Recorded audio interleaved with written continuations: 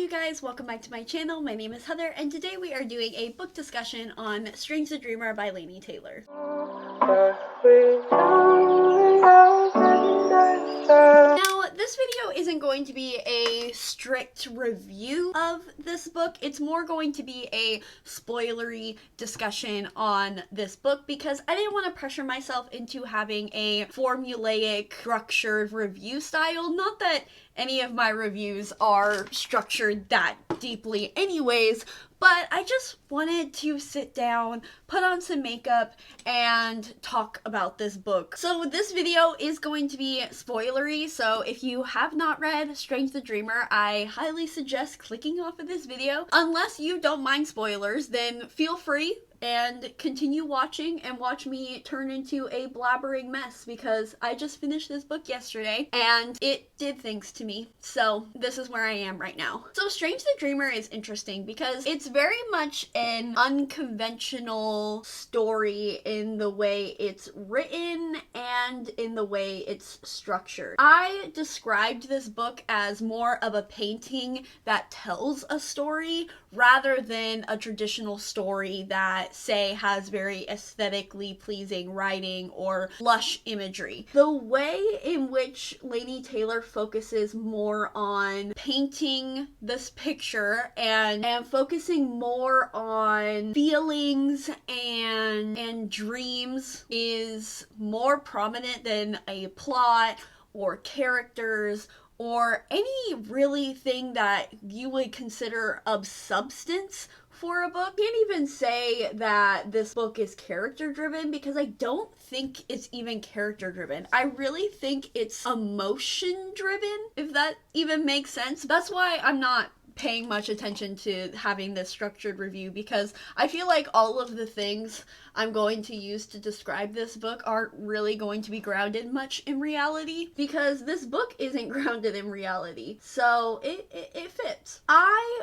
found that I definitely wish it was more plot driven or had just more substance. That's why it didn't get a full 5 stars for me. But the way in which Laini Taylor told the story and conveyed such interesting themes in this book, I was so incredibly mesmerized and amazed by the process. The main thing that kind of blew me away was how Laini Taylor discussed war and the themes of war and tragedy of war and all of that through the romance between Laszlo and Sarai. The reason that I say that this book is emotion driven is because I would say the main plot or conflict or theme about this book is the hatred and conflict between the humans of Weep versus the Godspawn and the gods. When I first read the book and I found out what the gods did to the people of Weep and they basically raped them for generations, and there's this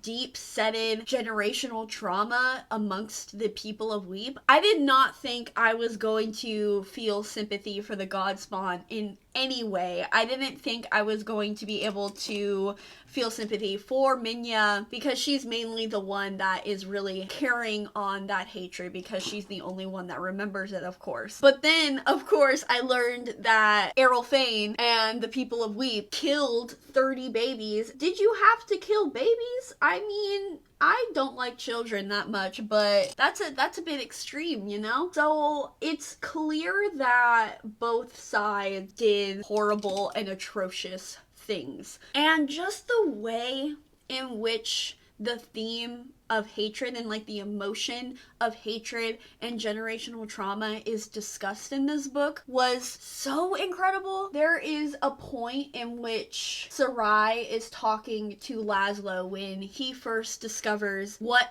Errol Fane did. There's a passage where she talks about how you think that good people don't do evil things, but good people do evil things. They just call it justice. And that really shook me because it just shows what perspective can do to atrocities and trauma because, you know, history is written by the victors. That's a very common saying. And so I really thought that was so well done. I just just really appreciate Laini Taylor for going there. It was done in such a way where you are not distracted necessarily, but you're mesmerized by the beautiful imagery and the beautiful writing, and then you're just hit with that horrible acts of violence and how those violent acts are still being embodied by the people that are living today. Oh, it was just brilliant. And that violence was highlighted even more through Laszlo and Sarai's relationship, because it's very much a Romeo and Juliet kind of dynamic where, of course, Laszlo is the human, though he's not, we learn that he's not a human, but I still think the dynamic is still there. Obviously, Sarai being the god spawn. It's so beautiful because the descriptions on how Sarai talks about how Laszlo is the first person that she's ever seen, well, first human that she's ever seen that hasn't looked at her in fear and hatred and ugliness. He sees her the way that she's always wanted to be seen, as someone who is the goddess of nightmares and basically the new goddess of despair, and yet she wants to be the goddess of dreams so badly. She talks so much about that other god spawn who was able to grip things from dreams and make them reality, and you just see how badly she wanted to be that person, not only for her family but also for herself. It's so beautiful. I know a lot of people don't like the insta-love in this, and hello, always defending insta-love, so nobody's surprised that I loved Sarai and Laszlo. They just gave the book the hope that it needed, and they highlighted the tragedy of war and the hatred of war by coming together and showing that, you know, love conquers all or whatever. But then it's just snatched away from you because tragedy struck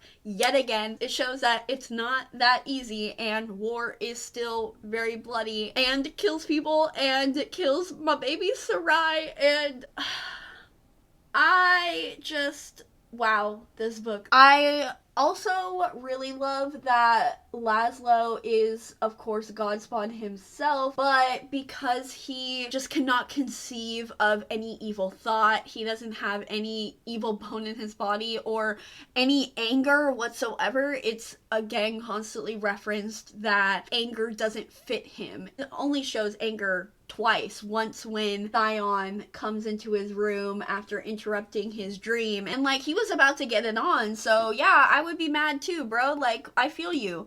And then of course the other time is when he goes to the Citadel and he yells at Minya to save Sarai. It shows that difference of where he is Godspawn, but he doesn't have any of that hatred and that evil nature that the people of Wheat feared that the Godspawn would have. And the fact that he is the most powerful Godspawn of them all, and he's Scathis' son, and so that is it's even more important that he doesn't have that generational hatred and evil doings and selfishness and all of the things that Scathis was. It's just beautiful, man. Sarai, I do wish we got a little more of her character. I do love the whole like dichotomy that she is the goddess of nightmares and she's the muse of nightmares, and yet she wants to be the goddess of dreams so badly, and she's really able to explore that avenue of herself through Laszlo because he's Strange the Dreamer, and I just love that so much. I get that it's insta-love. I do. It's obviously insta-love, but it's so tragic because of the whole huge themes of war and how it is juxtaposed to the journey of love and the strength of their love, and they were meant to be together. He's Strange the Dreamer and she's the Muse of Nightmares, and they're meant to be together. I don't see how you can't just absolutely fall in love with that. It just makes me smile, and it makes me so happy, and it makes me even sad just knowing how this goddamn book ends. I loved the way it ended, but I hated the way it ended. It's that heartbreak that authors torture us with, where you're like, how dare you do that to me? Why would you do that to me? But it's also that small piece of you that's kind of a masochist, where you're like, damn, that made me feel things and I hate it, but I also love it at the same time. That's what that ending did to me. I'm really hoping that Sarai doesn't stay dead. I know my number one pet peeve in books and my number one most hated trope is the resurrection plot, and I hate it when authors kill off their characters and then bring them back. But I love Sarai so much, and I love Laszlo and Sarai so much, and I want them to make babies, and I want them to be happy and together and alive, then I'm willing to forgive Laini Taylor if she did that. Like, I'm honestly begging Laini Taylor to do that, even though she's already written Muse of Nightmares and it's been out for years. I want it to happen so badly, and I need it to happen, so here's to hoping. I also really loved Minya as a character. I loved her. I loved to hate her. That's how it was. And like a lot of these characters, I didn't really appreciate them as much as I did until the very end, which is partly why I couldn't give this book a full 5 stars, because all of my deep-setted love for it happened in like the last 20%. And you know, it was a great ending, but I need more than that. But I did not appreciate Minya's character until the very end. First of all, I was super irritated with her, obviously, because she is the only one who remembers. So of course, it's hard to sympathize with her because she's the only one that remembers, and so all of the rest of them are not as angry as she is. She has to be even more angry than maybe she wanted to be, because she couldn't be allowed to forgive or to forget the trauma that she went through. Even if she could have forgotten, she couldn't do that because she's the last one to remember the war and to basically get revenge on the people of Weep. So of course she is an angry little child. But what really made me fall in love with her character, and then it's just even worse because literally a chapter after she controls Sarai, is when she's talking about how she did everything for the kids and like Ruby, Sparrow, Feral, and Sarai. Like, she did everything for them. She tried to be everything for them. She tried to be a mother through Great Ellen, and when I heard that, something clicked, because obviously she's the one who controls the ghost, so I should have known the motherly instinct was shown through Great Ellen, but it didn't click until she said that. And it's even more incredible because then there's that mother-child dynamic that is emulated through Minya, because she has that impulsivity and just that raw anger that a child has, but she also was forced to have that motherly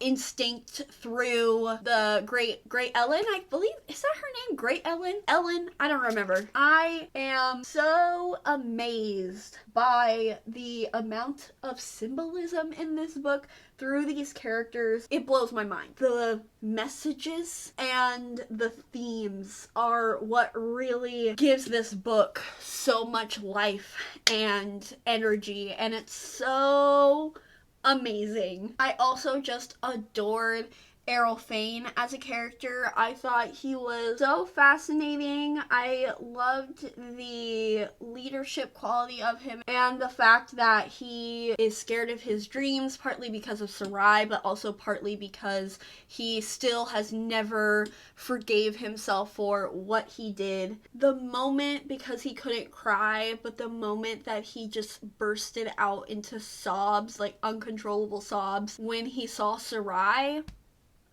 that hit me so hard. And then finally, I also really liked Theon. He was a really great character. I hated him from the beginning, but he really grew on me as this book went on. And I was kind of hoping it was going to be a romance between Laszlo and Theon, because their dynamic was very much a hate to love thing. And I wouldn't have minded a romance between them, but of course, I love Laszlo and Sarai so much. So, but yeah, overall, I just think that this book is extremely beautiful in its messages, its writing, its themes, and even though it doesn't have as much plot as I would have liked it to, I think it was extremely powerful, and I loved my reading experience for it, and it will definitely be on my mind for quite a long time. And I'm so excited to start Muse of Nightmares and see how that goes, because I've heard that Muse of Nightmares is a lot more character driven or plot driven than Strange the Dreamer is, and that a lot of people like it more than Strange the Dreamer, which I'm very much hoping for, because I really think that there's a lot of potential for Muse of Nightmares to be a 5-star and to be a favorite of mine, because this book really set up for greatness, and I'm very, very, very excited to see how it continues. So I'm not even close to done with my makeup, but I don't think I have much else to say. So I am going to finish up this look, and then I will come back, check back in with my final thoughts. Alright, you guys, so that is it for this video. How did the look go? It looks pretty cool. I love that I did the dual colors to match the cover, because, you know, that's kind of how I do it here. Overall, I think this book is a great, atmospheric, and immersive read for somebody who wants to just enjoy imagery, enjoy symbolism without worrying too much about structure or plot or anything that maybe a traditional fast-paced YA novel would bring. It really just hits you right at the end, and all of the build-up is worth it in my opinion, because the ending is just so satisfying, and so many of the discussions in here surrounding war, hatred, tragedy, generational trauma, it's so beautifully done in such a pretty package. I really loved this book. BookTube hit me again. They recommended another great, fantastic read. I'm so excited to continue the series. It is just a beautiful blend of Atlantis meets Romeo and Juliet. It's a fantastic read. Other than that, that is going to do it for this video. Please let me know down below all of your thoughts on Strange the Dreamer. I am very excited to hear them. I hope you guys enjoyed this video, and I hope you have a wonderful rest of your day. Bye!